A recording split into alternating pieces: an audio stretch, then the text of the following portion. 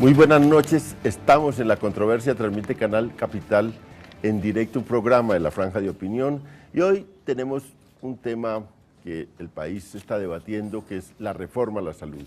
Hay un consenso nacional de que hay una crisis de la salud, también hay un consenso sobre que es obligatoria una reforma al sistema de protección, al sistema de salud. En lo que no hay acuerdo es en los términos de esa reforma. Y ahora estamos en un momento crucial de esa reforma que pasa de Senado a Cámara, que ha empezado a recibir debates desde el lado de los médicos, desde el lado de los columnistas. Hay, digamos, un importante debate nacional sobre la reforma a la salud presentada por el actual ministro, y tenemos a unos invitados calificados para este debate. Norman, el viceministro de Protección, nos acompaña hoy, obviamente a defender la reforma a la salud. Muchas gracias por estar con nosotros. Buenas noches. El senador Mauricio, que nos va a acompañar, él ha tenido una posición, es un senador del Polo Democrático, ha tenido una posición dura contra esta reforma, y bueno, ahora vamos a ver cómo va a ser ese debate. Mario Hernández, profesor de la Universidad Nacional, también fue secretario de Salud en Bogotá, de manera que conoce mucho el tema. Vamos a ir a una nota de contexto y luego empezamos este debate interesante sobre la reforma de salud en Colombia.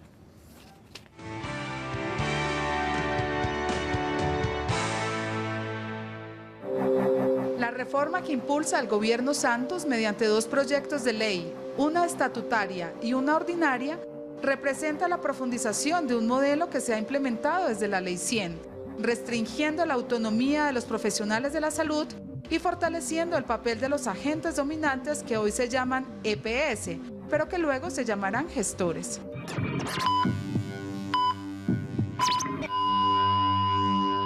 Nadie tiene dudas de la grave crisis que vive el actual sistema de salud en Colombia. Y no solo no tenemos duda de la crisis, sino que la sentimos en carne propia. Se necesita un cambio, pero no un cambio de forma, se necesita un cambio de fondo en este modelo. La propuesta de un cambio de fondo en el cual la salud deje de ser un negocio y se convierta, como debe ser, en un derecho humano fundamental, garantizado por el Estado. En esta discusión necesitamos la participación no solo del sector de la salud, de los médicos. Es muy importante las marchas de blusas blancas, pero necesitamos blusas de todos los colores, blusas de obreros, blusas de campesinos, blusas de mujeres del común, del cotidiano, para que esto sea no el logro o el esfuerzo de un sector, sino que sea un esfuerzo colectivo, un esfuerzo ciudadano en el que todos participemos.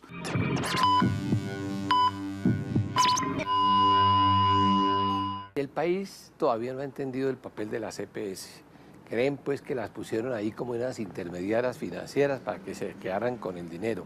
El día que se acaben las EPS, que se pueden acabar eventualmente en algún momento, el país va a añorarlas, va a decir qué bueno o el sistema no era tan malo como la gente pensaba. La salud ante todo es un derecho de la gente, pero la salud es un derecho que cuesta.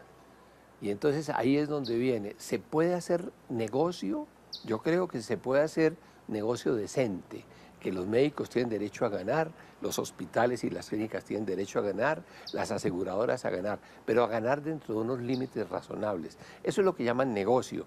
¿Es la educación un negocio? ¿Es la religión un negocio? Todo en la vida puede terminar siendo un negocio si maneja recursos económicos. Lo importante es que no se abuse de esos recursos, porque son públicos, porque son escasos, porque le pertenecen a la sociedad. Entonces, digámoslo, que puede ser un negocio, pero un negocio decente.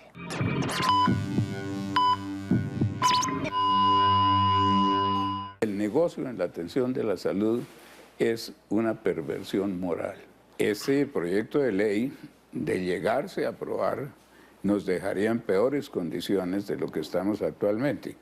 Y es muy difícil pensar que estemos peor, porque atravesamos la peor crisis que ha habido en salud en la historia del país. Y esa crisis se debe a que el sistema de la intermediación no funcionó. Y llevamos 20 años ¿Cómo es posible que ahora el ministro presente algo que la fortalece y la perpetúa? De manera que ese proyecto de ley es inaceptable. Afectaría tremendamente a los pacientes porque desconoce que la atención de la salud es un derecho humano. Uno como médico no le puede negar a un paciente tratamiento simplemente porque esa enfermedad no está en el plan de beneficios. Sería transformar las EPS en administradoras, a las cuales se les pague por su servicio y no tengan incentivos distintos del pago, pero no tengan ninguna función de control, ni auditoría, ni de pago, ni de manejo de los dineros. Simplemente cumplen unas funciones de tipo administrativo por los cuales se les paga. No basta con ajustes de forma y funcionamiento, sino que se requiere un cambio de fondo que resuelva de manera concertada, definitiva y realista los problemas estructurales del modelo y permita garantizar de manera efectiva la salud como derecho humano fundamental y no como negocio.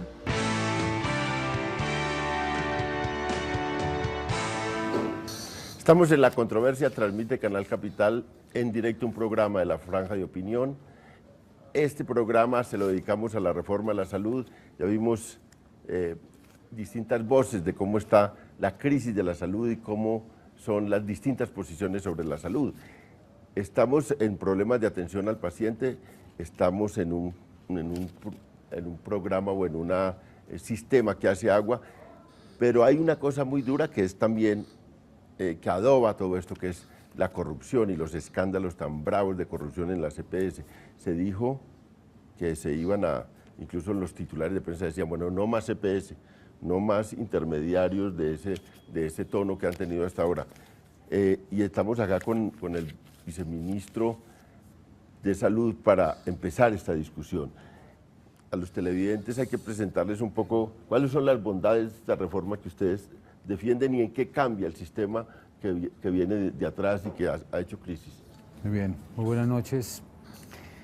Yo diría que lo primero que tendríamos que decir es que la reforma la venimos haciendo ya hace cerca de 3 años. Y eso es lo que debemos decir en primer lugar, porque la reforma no necesariamente en sí es el proyecto de ley. El proyecto de ley es un instrumento más dentro del marco de la política de lo que venimos haciendo. Solamente le menciono 3 cosas rápidas. Plan decenal de salud pública, tema importante.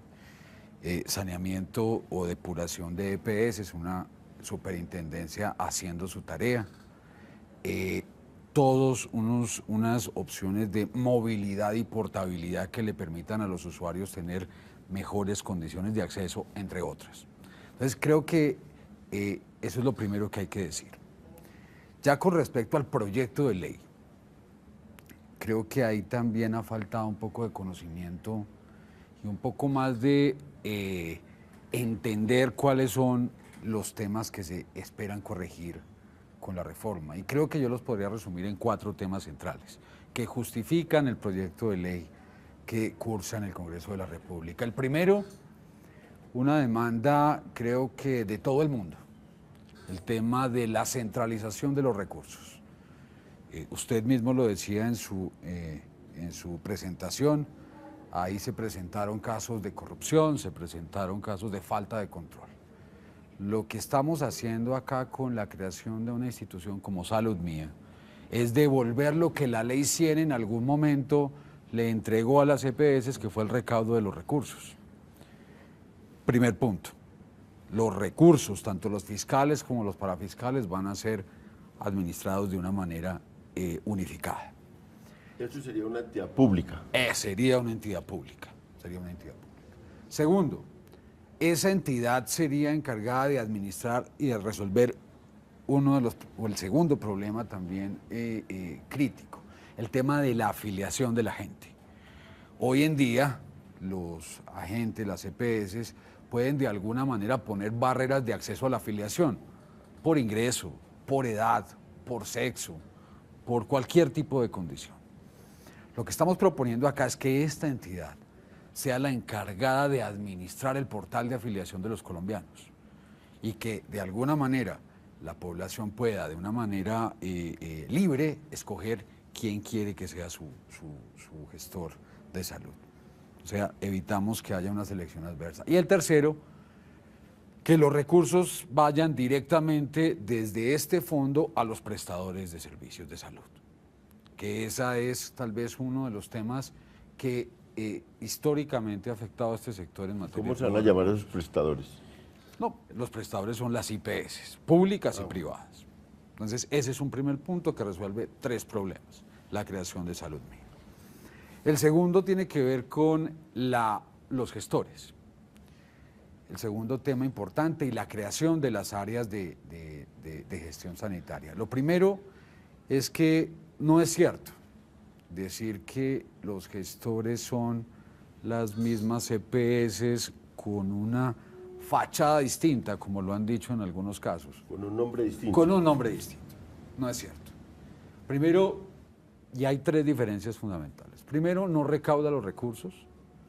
Segundo, no afilia. Tercero, no paga directamente. Es decir, ya no esos críticas que veíamos sobre la intermediación financiera desaparecerían porque ya no tiene los recursos en su manejo. ¿Es Mía la que lleva los recursos? Salud Mía tendría los recursos y de ahí se giraría la totalidad de los recursos a hospitales y obviamente los mismos gestores. Tema fundamental, se cambian los incentivos de lo que hoy se tiene. Hoy, de alguna manera, los incentivos no están puestos hacia la gestión en salud de la población. Y lo que estamos haciendo, si se lee detenidamente el proyecto que salió de la plenaria del Senado, es ponerle incentivos a los gestores y a los prestadores en función de resultados en salud. Es decir, aquí le va bien a cualquiera de los agentes si la gente está sana, si la gente tiene una puerta de entrada libre, abierta, que le permita controlar de una manera adecuada digamos, los factores de riesgo que pueda tener para de enfermedades o factores de riesgo que puedan afectar su salud. Entonces yo creo que es un cambio radical. Algunos piensan que es mejor, como lo vimos en algunas de las declaraciones, que los recursos vayan directamente desde este fondo único, Salud Mía, a los prestadores. Yo creo que ahí hay que recordar la historia, ya lo hicimos. Y lo hicimos durante 3 años con el sistema de recobros, en donde 4.5 billones se fueron como por arte de magia, en algunos casos en colusión de algunos actores, y esto lo que nos generó fue lo que usted dijo precisamente, en algunos casos escenarios de corrupción y atomización de los recursos, inclusive en la población no más pobre de Colombia. Dejemos ahí, viceministro. Pero déjeme, simplemente cierro con el último tema para señalarle. El tema financiero. Usted lo ha dicho, aquí hay una crisis financiera importante. La ley está incluyendo los mecanismos para dar la solución a esa crisis financiera. La crisis financiera no se puede resolver con el flujo normal de los recursos. Aquí hay casi 10 años de acumulación de deudas que hay que resolver para que este o cualquier otro modelo pueda funcionar. Sin solucionar ese problema es muy difícil pensar en que se tengan bases sólidas para desarrollar un nuevo modelo. Ahora seguramente volveremos sobre el tema financiero, de dónde va a salir esa plata. Pero, senador Mauricio Ospina, ¿usted cuáles son las objeciones principales que le hace a esta idea? Definitivamente difiero con el señor viceministro, porque al estar la plata en un fondo donde vamos a tener una zona especial de gestión, donde va a haber solamente un gestor que tiene el 80% de las funciones iguales que las EPS, más otras que lo van a volver superpoderoso. Ejemplo, van a tener la capacidad de negociar los precios de los procedimientos y además van a poder tener integración vertical. ¿Integración vertical qué significa? Significa que van a poder construir sus clínicas para poder hacer la atención primaria en salud, que no es cosa pequeña, es solamente el 70% de los procedimientos. O sea que lo que vamos a tener es una fiducia donde el mismo gestor ordena que se le pague a él mismo sus recursos. O sea, eso es el ratón cuidando el queso, o más bien es profundizar en un modelo donde no estamos haciendo una reforma estructural, sino donde estamos haciendo una reforma cosmética. Definitivamente, lo que va a suceder aquí es que vamos a ver como los buceteros en la séptima en Bogotá hace muchos años, una guerra del centavo a ver quién ejerce más procedimientos más rápido para acabar los recursos en el mediano plazo. Y por otro lado, es que el ministerio siempre nos habla de que van a haber unos indicadores de gestión para que la gente esté saludable. La pregunta mía es, esa debería ser la propuesta que esté en la ley y que deberíamos estar los legisladores evaluando si definitivamente esos indicadores en la forma en que los van a colocar va a tener los impactos que nos dicen que van a tener. Pero lastimosamente yo llevo 3 años en el Congreso, vi cuando se tramitó la ley 1438 en el año 2010, que se sancionó el 19 de enero del 2011, un día antes de que exaltara el gran escándalo del cartel de las EPS, y me di cuenta que muchas de las cosas que quedaron para reglamentar en el ministerio terminaron siendo en contra de la comunidad. Ejemplo, de la plata que nosotros pagamos, los que tenemos trabajo, hay un 1.5% que va a solidaridad para la gente que no tiene recursos. Y quedó un artículo que decía que se iba a hacer una transferencia de esa plata hasta el 1.5%. En la reglamentación quedó que era el 1.37%. Y ese 1.37% lo llevaron para pagar ese desfondo que nos habla el viceministro, que son los recobros del FOSIGA. O sea que los problemas están y no los negamos, pero los problemas tienen implicados directamente a muchos funcionarios del Estado. Porque ¿cómo así que la contabilidad no pega en salud? ¿Cómo así que no podemos tener o podemos evaluar de dónde son todas esas deudas? ¿Por qué tiene el Estado que volver a salir a pagar las deudas de las EPS? ¿O por qué el ministerio en este momento tiene que estar extorsionando a las secretarías municipales para decirle que les paga sus deudas si siguen apoyando el proceso de salud? Yo creo que estas son las cosas que tenemos que estar discutiendo en este modelo. Y esto es lo que nos tiene que demostrar de que no hay cambio del modelo, hay profundización del modelo. Y le voy a contar una cosa, no fuimos nosotros, fue estudiantes de la Universidad Nacional los que demostraron los sobrecostos en los medicamentos del plan obligatorio de salud en las EPS más grandes, que hacían subir la UPC a unos niveles exorbitantes de más de un 50%, casi calculándose pérdidas al año de 7 billones de pesos. Entonces yo pienso que si definitivamente nosotros quisiéramos atacar los problemas, tenemos que hacer un buen diagnóstico, y ese diagnóstico consiste en llegar a la raíz de los problemas, y tenemos que entender de que muchas de estas EPS, como ahora que acaban de sancionar a Saludcop con 1.4 billones de pesos a su gerente, tienen que estar por fuera del sistema, porque fueron los más inmorales los que le negaron servicios a la gente, especialmente a los niños con cáncer, y en Colombia tenemos una de las tasas de supervivencia de niños más baja de Latinoamérica, y no es porque los colombianos seamos diferentes, solamente es porque somos negligentes desde las EPS. Mario, Salud Mía, gestores e IPS, ese es el esquema ahora. Y mi plan. Y el plan. Eso es muy importante. Bueno, ese es el esquema ahora. Sustituirían, los gestores sustituirán a EPS, dice, son distintos. Este esquema, ¿en qué se parece al anterior? ¿En qué es lo que se diferencia? ¿Y por qué ustedes dicen que es el mismo sistema? Pues mire, la decisión que se tomó en el Congreso en el 93 con la Ley 100 fue el resultado de una desconfianza sistemática acumulada durante muchos años con el Estado colombiano. El Estado se roba la plata, el seguro se roba la plata, los municipios se roban la plata, todo el mundo se roba la plata, el Estado es corrupto, ineficiente. Vamos a entregarle esos recursos que todos ponemos a unos articuladores entre la plata pública y los prestadores. Es la misma Ley 100 la que plantea este tipo de cosas. Y cuando uno va a ver, la Ley 100 también decía que los recursos que se le transferían, digamos, a las EPS, porque finalmente son unos mediadores, iban a ser de destinación específica. La Ley 100 lo dice, viceministro, usted sabe, dice claramente, el 10% son sus ingresos como EPS y el 90% tienen destinación específica y deben estar en una cuenta de orden para la prestación de los servicios, el pago de los contratos a los prestadores. Nunca se ha hecho eso. Todos los gobiernos permitieron que las EPS contaran eso como sus ingresos de operación.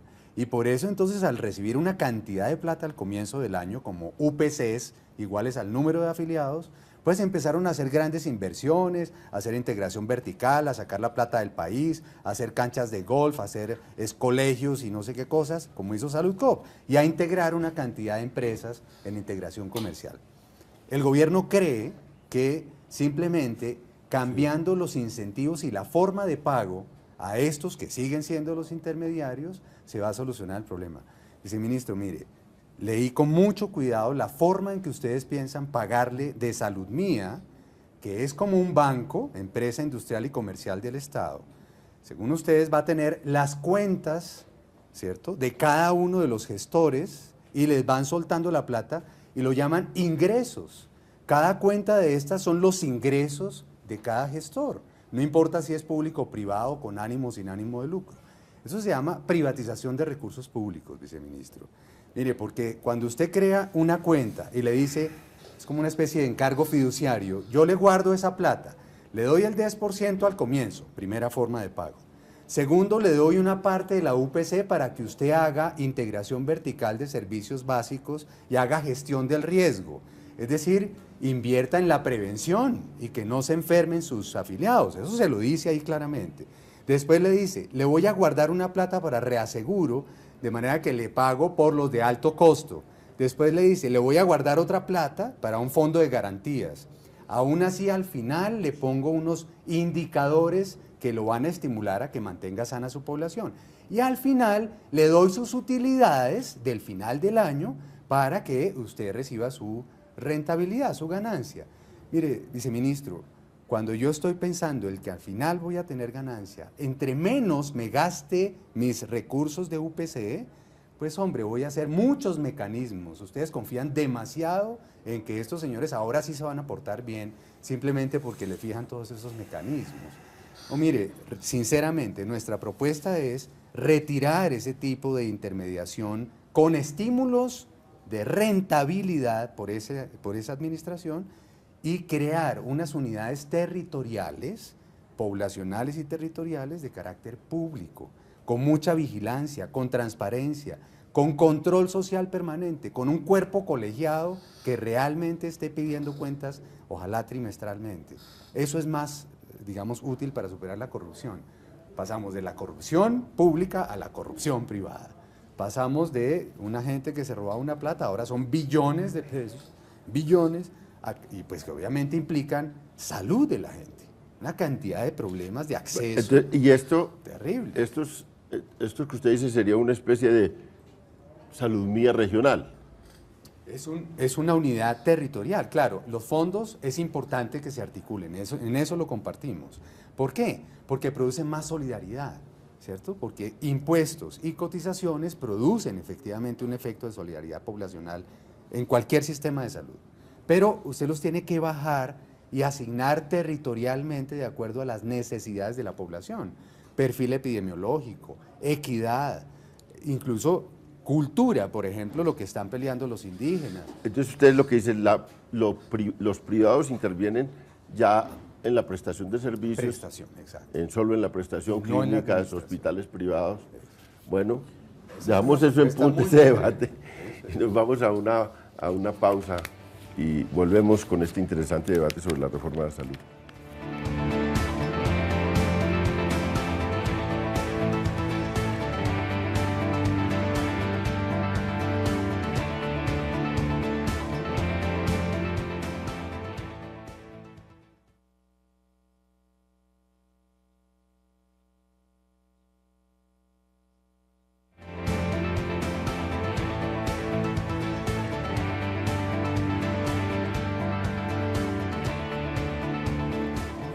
Estamos en La Controversia, transmite Canal Capital, un programa de La Franja de Opinión. Y hoy con el debate a la salud ya vimos una presentación inicial de cada uno de los panelistas sobre las bondades y las condiciones de la reforma de la salud y aquí las críticas. El senador se le fue a la yugular diciendo que todavía una extorsión de parte del ministerio a la región y a las clínicas. ¿Eso qué tanto? No, yo creo que el senador nos ha visto en las regiones y lo hemos acompañado y hemos estado inclusive con él en los foros y en los debates. En modo alguno, yo creo. Yo creo que no es correcto, digamos, esa formación de que estamos extorsionando secretarios, ni más faltaba. Yo creo que el ministro ha salido por todo el país a dar el debate. No lo ha dado solamente en el Congreso. Ha estado en 1000 foros por todo el país. En este momento, en la semana pasada estuvo en el eje cafetero, va a Barranquilla, va a ir a Cartagena, va a ir a la costa. Entonces yo creo que sí es desafortunado decir eso de parte del ministerio. Pero permítame un segundo. Segundo, yo sí quisiera mirar en el senador Ospina un avance un poco más allá, más propositivo. Lo que uno ve acá es que ni lo público ni lo privado, el análisis no se centra, digamos, en los temas fundamentales. No habla del plan de beneficios, no habla de lo que está afectando precisamente el hecho de que no tengamos un plan más amplio a los niños que tienen cáncer, la necesidad de que tengamos un plan más completo, la necesidad de que haya una mejor gestión del riesgo en salud. Esos temas se quedan en el tintero y pareciera que pasaran desapercibidos cuando es, y en la última encuesta de percepción de la ciudadanía, es lo que le está doliendo a la gente. A la gente le duelen dos cosas. Primero, la falta de oportunidad del sistema, ¿sí? Y la segunda, le está doliendo el hecho de la forma como tiene el acceso al mismo sistema. Sobre eso no hay una referencia, digamos, especial.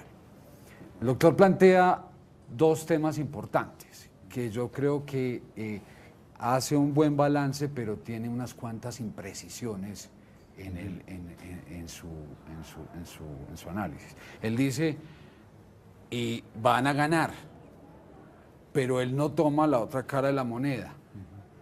Y las que van a perder y van a tener que poner patrimonio en los casos en que no hagan la tarea que tienen que hacer, ¿qué va a pasar? Este es un poco el esquema de aseguramiento. Es el aseguramiento social del que la misma ley estatutaria habló. Y ahí van a haber actores públicos, actores privados, mixtos. Yo no entendería cómo, por ejemplo, perder las enseñanzas de lo que hoy nos está dando a conocer Sabia Salud en Antioquia, que es una medida mixta, es una experiencia mixta. Aquí tiene que haber cabida para todas las opciones, para lo público, para lo mixto, para lo privado.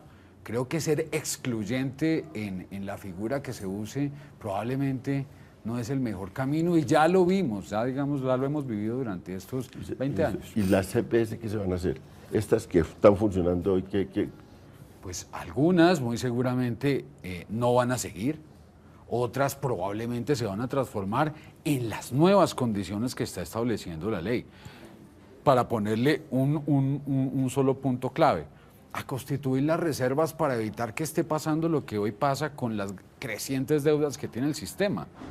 Si este sistema hubiera construido las deudas durante 20 años, hoy no tendríamos que buscar, como dice el senador Ospina, recursos adicionales para el sistema, para resolver un problema que se debió haber resuelto con una mejor regulación. Regulación de precios, regulación de operación, regulación de la forma como operan los privados. ¿Esos recursos de dónde van a salir? Los nuevos recursos para inyectarle al sistema para poder que empiece a funcionar.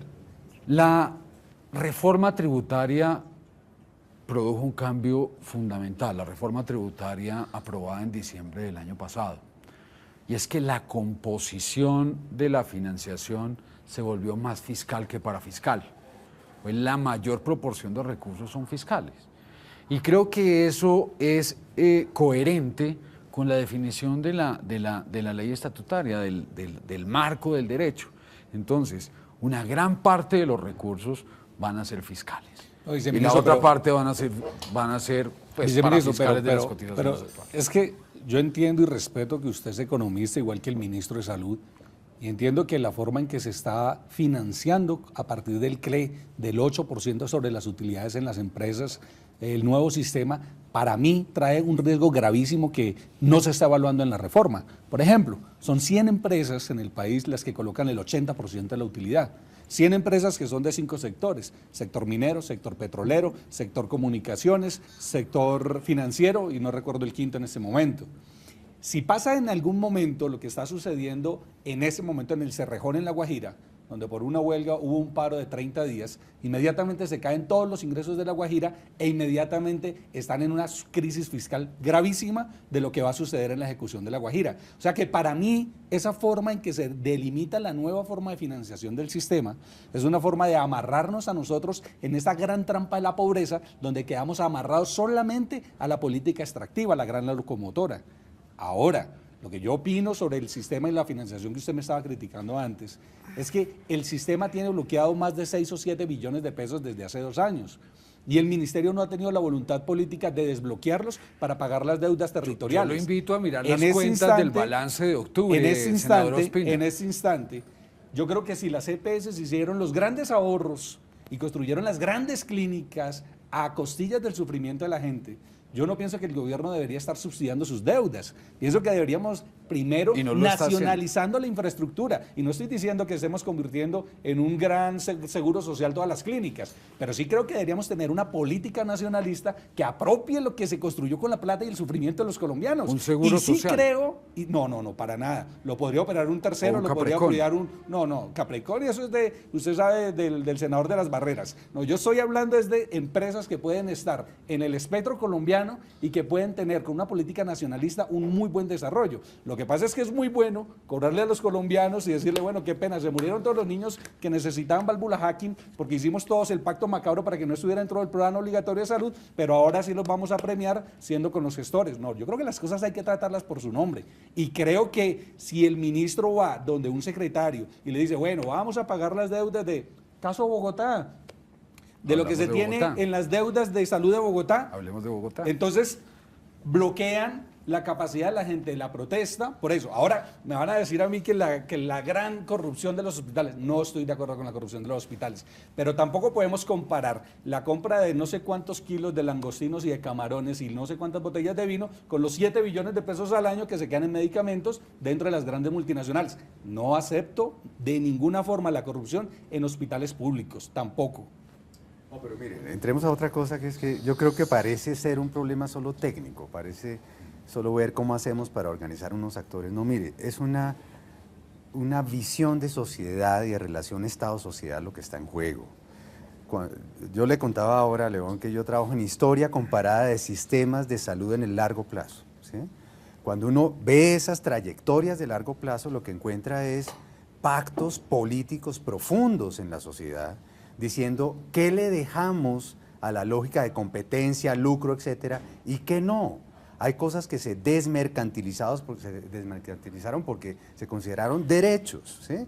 Las sociedades que lo lograron precisamente entraron en un proceso de universalización, de acceso universal, sin que se pensara que el negocio o el lucro tenía que ser el eje, el motor del sistema. Hombre, el país entró desafortunadamente de una manera muy abrupta y rápida con esa idea de que la competencia y el lucro necesariamente produce mejor calidad, menor precio. En salud no es así, viceministro. Ustedes confían demasiado en eso. El pacto no es hasta dónde llega mi plan. El pacto no es esa ley estatutaria que aprobaron, que es terrible. Va a ver que la Corte Constitucional va a entrar en un dilema fuertísimo porque entra en una regresividad a la hora que empieza a decir esto queda excluido y ahora lo pagan las familias de acuerdo a su capacidad de pago, porque supuestamente la sostenibilidad financiera solo llega hasta aquí. Lo cosmético, entonces, ¿no? Eso estamos de acuerdo, hay algunas cosas que no, pero el meter esta evidencia científica de eficacia, efectividad, seguridad, etcétera, pues va a sacar una cantidad de cosas que no tienen suficiente, ¿cierto? Cosas obvias y comunes, inclusive, comunes. ¿Cómo cuáles? Comunes, mire, hay una cantidad de cosas en terapias, hay una cantidad de medidas que se hacen sin tener suficiente evidencia científica, formas de hacer cirugía incluso, que cómo va usted entonces a decir si el procedimiento lo tiene o no. Es decir, ahí hay un problema que vamos a discutir a fondo en cuanto al límite. El problema no es si ponemos un límite en el plan, en el derecho de la gente. El problema es cómo el esfuerzo de toda la sociedad se vuelca realmente en salud de la gente. Y sinceramente le digo, ministro, viceministro, las sociedades que han logrado desmercantilizar, es decir, retirar el lucro del manejo de los recursos, del manejo, no de la prestación, del manejo, han logrado mejores resultados en salud. Compare nomás Inglaterra con Estados Unidos, ¿sí? Claramente. Es un lío terrible hoy. Es un lío terrible. ¿Pero por qué? Inglaterra está en una situación crítica Tiene hoy. los mejores México está en indicadores. una situación crítica buscando un cambio también en este Bueno, momento. pero el cambio que se busca es tratando de preservar modelo- el carácter público de esos recursos. No esta lógica de que yo se los entrego a una serie de agentes que compiten por ellos. Viceministro, lo que hay ahora son que la gente, pues, se hace un tránsito largo para que lo den atención. Segundo, y ahí se muere mucha gente. Segundo, cuando llega ya, la atención es precaria porque, bueno, hay muchas enfermedades excluidas, porque los medicamentos pues son de mala calidad, porque esto, ¿cómo queda? Mire, muy buena pregunta y me sirve un poco como para mirar algunos de los argumentos que plantean acá. Primero, hay que entender también la complejidad del tema. Este no es un tema sencillo, es de unas complejidades enormes. Por eso nosotros, y el ministro en especial, no ha sido dogmático frente a ningún tema. Probablemente si este país toma la decisión en algún momento de irnos hacia un modelo público, bueno, miraremos cuál es la opción. Pero creemos que en este momento no están dadas las capacidades para dar una transformación de ese tipo. Y está de por medio. ¿Hay modelos públicos ya comparables? Hay modelos públicos, el modelo mexicano, y es un modelo que hoy está en crisis, que está teniendo una crisis profunda. Es que no olvidemos un poquito que nosotros tuvimos en los antecedentes de la Ley 100 casi el mismo diagnóstico de crisis, ¿no? Baja cobertura, deudas enormes en los hospitales, una baja atención, una baja posibilidad de la gente de acceder a los servicios. Aquí, ¿qué estamos diciendo? Aquí tenemos que ir haciendo esto de una manera ordenada. Decía el doctor que estábamos dejando por fuera algunas tecnologías que podrían ser útiles. Mire, lo que no está demostrado clínicamente que le puede ayudar a una persona a tener un mejor nivel de vida, pues casi que es una responsabilidad del Estado controlar que ese tipo de tecnologías de alguna manera no vayan a perjudicar a la población. Aquí lo que hemos dicho es, en general necesitamos un plan más amplio, que cubra las enfermedades más críticas de la población, las terapias que se necesitan, las tecnologías, pero fundamentalmente, independientemente del plan, lo que está detrás de la propuesta es un modelo distinto en el énfasis del sistema y del modelo. Es pensando en que es mejor tener a la gente sana, en fortalecer la atención primaria, que no necesitábamos repetirla en esta ley porque la ley 1438 ya lo había determinado. Y no hacia un modelo más curativo y prestador. Ahora bien, vamos en un cambio demográfico importante y eso le impone retos importantes a este modelo de salud. Vamos a tener población más vieja, con enfermedades mucho más complejas, con un crecimiento de enfermedades crónicas muy seguramente. Y el sistema tiene que estar preparado para ello. Por eso este plan, de alguna manera, lo que busca es proteger, no solamente en cobertura, sino financieramente a estas familias, que deben ser dos principios claves del sistema. Digamos, en cifras redondas, ¿cuánto se recolecta por parte, cuánto paga la gente y cuánto el gobierno y las finanzas del Estado aportan? Hoy más o menos la relación está 60-40, 60 de fiscales, 40 de parafiscales. Es la proporción que hoy, que con la transformación del CRE se recompuso en la financiación del sistema de salud. ¿Y en el año cuánto gasta todo este sistema? El sistema general, digámoslo así, gasta aproximadamente entre unos 25, 26 billones de pesos. El resto del gasto en salud tiene que ver con, para llegar a los 40, 38 billones de los cuales se hablan, tiene que ver con el gasto en salud de los regímenes especiales y del gasto de bolsillo. que por cierto, en Colombia y en América Latina, el de Colombia es uno de los más bajos del continente. Y es el gasto de bolsillo, es decir, lo que la gente tendría que pagar para comprar medicinas, medicamentos o tecnologías. Estamos en cerca de un 20%. Está mal medido, le juro que está mal medido. Bueno, digamos, ahí pero bueno, no, es que el punto está en otra son cosa. Son mediciones no hechas por nosotros, No, yo sé, son mediciones hechas por estudiosos internacionales que no son del gobierno, ¿no? No, los aportan nacional. Quiero precisar, ¿no? Bueno, pero vamos a ir a otra pausa, pero yo sí quisiera que el senador Bueno y Mario dijeran, bueno, el Polo Democrático tiene una idea, yo lo vi claro en Mario que decía, los gestores de la mitad deben ser también públicos. ¿Cómo? Y quisiera saber el Polo Democrático, qué parte es pública, qué parte privada y cómo sería ese entronque cuando vengamos de la pausa.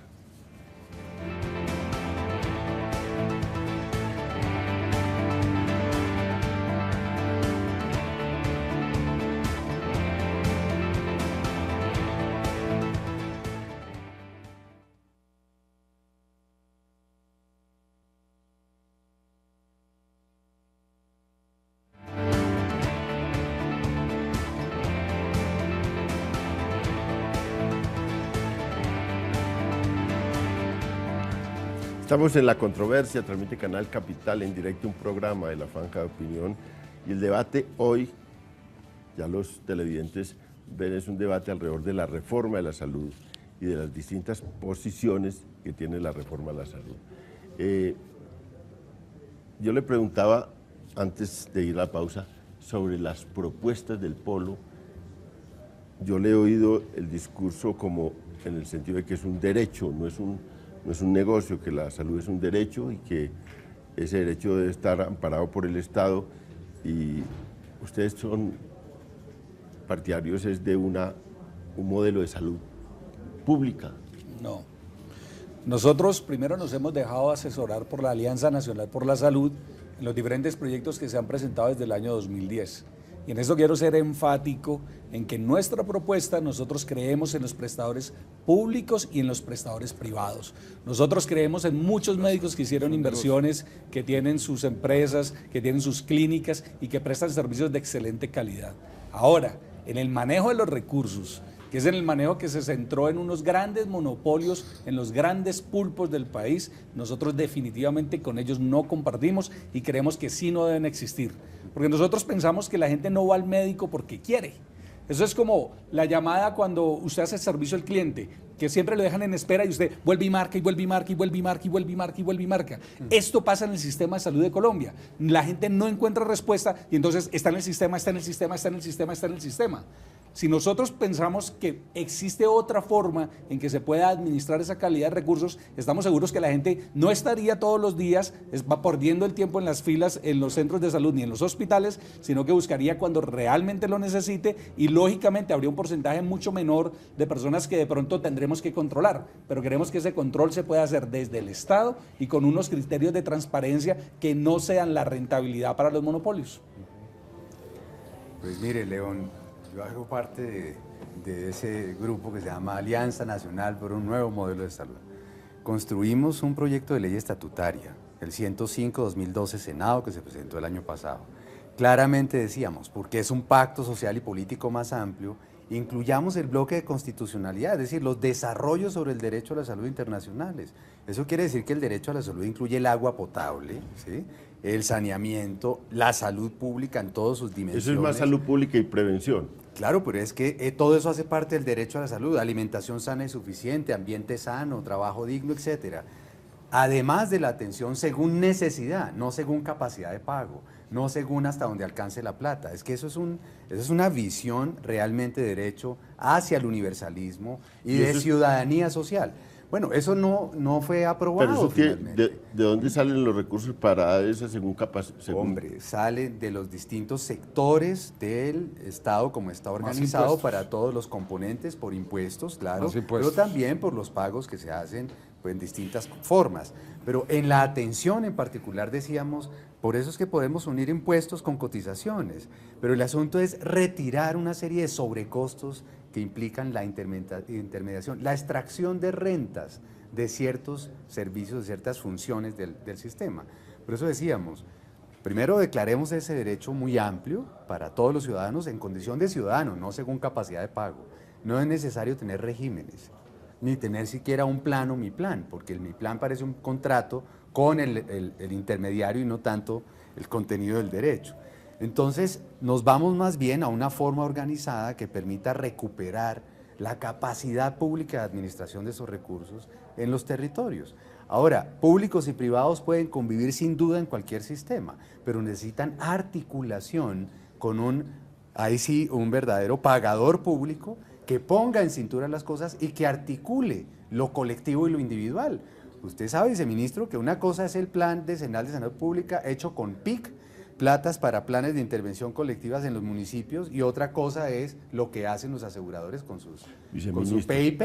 Y eso es totalmente ¿Qué objeción tiene usted contra esa intermedia regional que ellos llaman, ¿cómo la llaman ustedes? Una unidad territorial. Una unidad territorial también pública que difería de los gestores de ustedes que son gestores privados. ¿Cuál es la diferencia? Mire, León, yo creo que nosotros en el proyecto de ley, si se lee de una manera correcta, no estamos excluyendo ninguna posibilidad.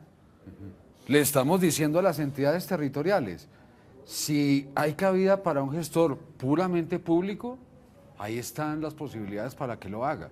Pero ¿por qué desechar las posibilidades? Eso que dijo de Salud Capital, que aquí dijo una vez el secretario de Educación que el distrito iba a organizar una cosa que se llama Salud Capital como una intermediación. Es que ahí hay un planteamiento distinto. El planteamiento es, démosle toda la plata a las entidades territoriales para que las entidades territoriales, tanto la plata del contributivo como la del subsidiado, la administren, sin ningún tipo de control ni gobierno corporativo que ampare, digamos, en la buena operación de estos recursos. Y ya hemos visto casos, lo vivimos aquí en Bogotá precisamente, y fue desastroso. Entonces, aquí no es ni lo público, ni contra lo público, ni contra lo privado. Aquí es, abramos las posibilidades. Ahora, hay que conocer también un poquito la heterogeneidad del país. Este es un país absolutamente heterogéneo. Muy probablemente en algunos territorios o en algunas regiones no habría la capacidad para atender de una manera eficiente y eficaz a la población del contributivo o del subsidiado. O usted, digamos, que en este momento está afiliado a una EPS, quedaría en manos de la administración territorial para que le garantice la prestación del servicio. Bueno, es una gran pregunta. Lo que no quiere decir que no haya capacidades públicas importantes y que haya que aprovechar. Con esa gran pregunta, este debate siempre queda en punta, es un debate largo, pero hoy se nos terminó el tiempo. Unas buenas noches para la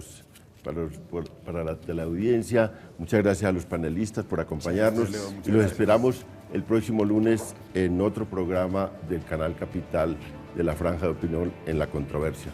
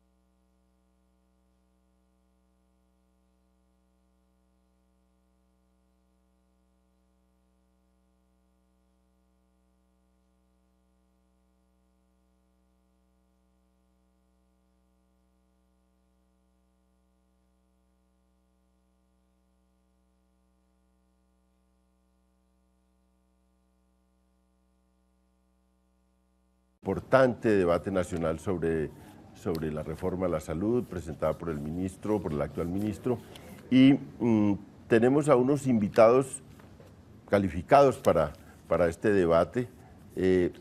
Norman, el viceministro de Protección, nos acompaña hoy, obviamente a defender la reforma de la salud. Muchas gracias por estar con nosotros. Buenas noches. El senador Mauricio, que nos va a acompañar, él ha tenido una posición, es un senador del Polo Democrático, ha tenido una posición dura contra esta reforma, y bueno, ahora vamos a ver cómo va a ser ese debate. Mario Hernández, profesor de la Universidad Nacional, también fue secretario de Salud en Bogotá, de manera que conoce mucho el tema. Vamos a ir a una nota de contexto y luego empezamos este debate interesante sobre la reforma de salud en Colombia.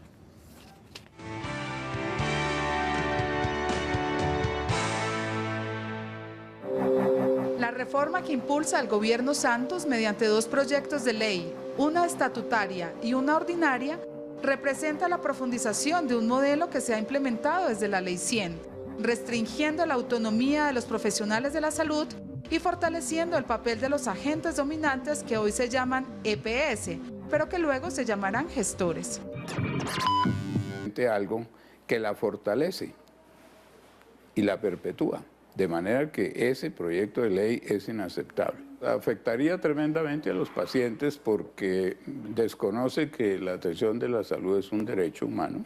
Uno como médico no le puede negar a un paciente tratamiento simplemente porque esa enfermedad no está en el plan de beneficios. Sería transformar las EPS en administradoras, a las cuales se les pague por su servicio y no tengan incentivos distintos del pago, pero no tengan ninguna función de control, ni auditoría, ni de pago, ni de manejo de los dineros. Simplemente cumplen unas funciones de tipo administrativo por los cuales se les paga. No basta con ajustes de forma y funcionamiento, sino que se requiere un cambio de fondo que resuelva de manera concertada, definitiva y realista los problemas estructurales del modelo y permita garantizar de manera efectiva la salud como derecho humano fundamental y no como negocio.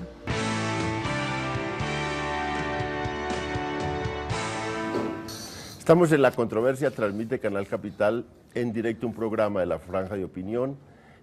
Este programa se lo dedicamos a la reforma de la salud. Ya vimos... Pero la salud es un derecho que cuesta. Y entonces ahí es donde viene. ¿Se puede hacer negocio? Yo creo que se puede hacer negocio decente, que los médicos tienen derecho a ganar, los hospitales y las clínicas tienen derecho a ganar, las aseguradoras a ganar, pero a ganar dentro de unos límites razonables. Eso es lo que llaman negocio. ¿Es la educación un negocio? ¿Es la religión un negocio? Todo en la vida puede terminar siendo un negocio si maneja recursos económicos. Lo importante es que no se abuse de esos recursos, porque son públicos, porque son escasos, porque le pertenecen a la sociedad. Entonces, digámoslo, que puede ser un negocio, pero un negocio decente.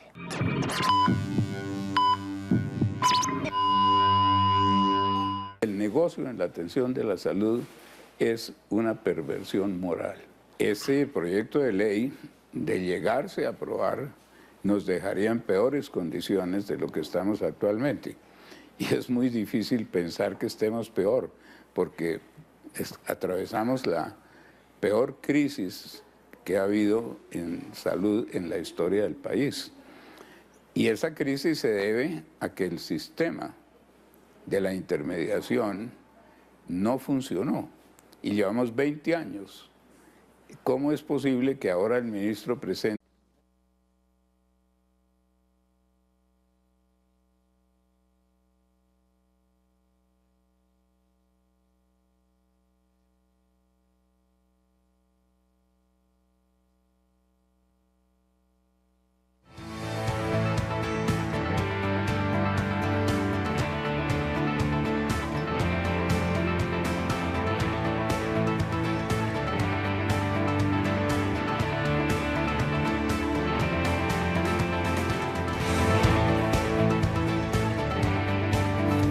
Muy buenas noches, estamos en La Controversia, transmite Canal Capital en directo un programa de la Franja de Opinión y hoy tenemos un tema que el país está debatiendo, que es la reforma a la salud.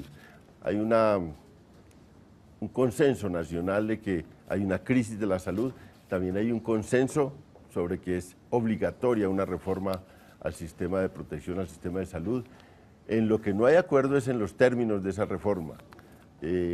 Y ahora estamos en un momento crucial de esa reforma que pasa de Senado a Cámara, que ha empezado a recibir debates desde el lado de los médicos, desde el lado de los columnistas.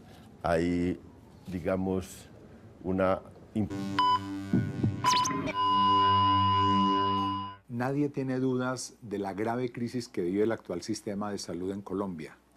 Y no solo no tenemos duda de la crisis, sino que la sentimos en carne propia. Se necesita un cambio, pero no un cambio de forma, se necesita es un cambio de fondo en este modelo. La propuesta de un cambio de fondo en el cual la salud deje de ser un negocio y se convierta como debe ser en un derecho humano fundamental, garantizado por el Estado. En esta discusión necesitamos la participación no solo del sector de la salud, de los médicos. Es muy importante las marchas de blusas blancas, pero necesitamos es blusas de todos los colores, blusas de obreros, blusas de campesinos, blusas de mujeres del común, del cotidiano, para que esto sea no el logro o el esfuerzo de un sector, sino que sea un esfuerzo colectivo, un esfuerzo ciudadano en el que todos participemos.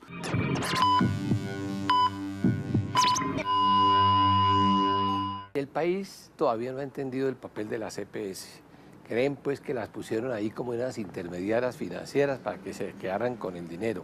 El día que se acaben las EPS, que se pueden acabar eventualmente en algún momento, el país va a añorarlas, va a decir qué bueno o el sistema no era tan malo como la gente pensaba. La salud ante todo es un derecho de la gente.